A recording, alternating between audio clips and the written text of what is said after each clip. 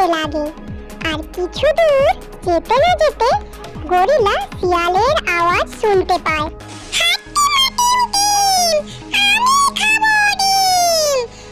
এখন আমি কোনটা খাবো, বড়টা খাবো নাকি ছোটটা খাবো নাকি সবগুলোই খাবো? এরপর সেই দুষ্টু পাজি শিয়াল সেই ডিমগুলো চাটতে লাগে। এই শিয়াল, আরে কে রে, আমার খাওয়ার সময় বিরক্ত করতে এলি? আগে ডিমগুলো খেতে দে, তারপর তোর সাথে কথা বলবো। এই বলে দুষ্টু শিয়াল যখনই ডিমগুলো খেতে যাবে তখনই সেই দুষ্টু পাজি শিয়ালকে কামড় দিয়ে ওপর দিয়ে নিচে ফেলে দিল গর্জিলা।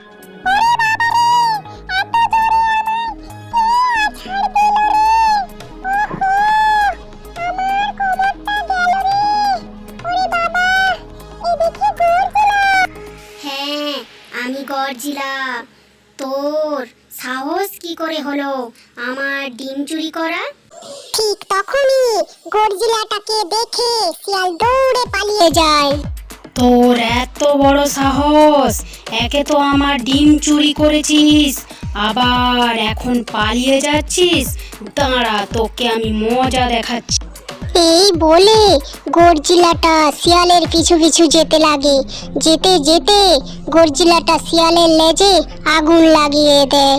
আর তখনই শিয়ালটা দাঁড়িয়ে বলে, ওরে বাবা রে, কে কোথায় আছিস? আমাকে বাঁচা, আমার লেজে আগুন লাগিয়ে দিয়েছে রে।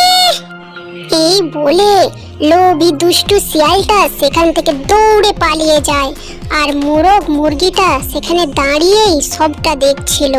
মোরগটা তখন ছন্দে ছন্দে বলে, যেতে যেতে পথে শিয়ালের লেজে আগুন লাগিয়ে দিয়েছে।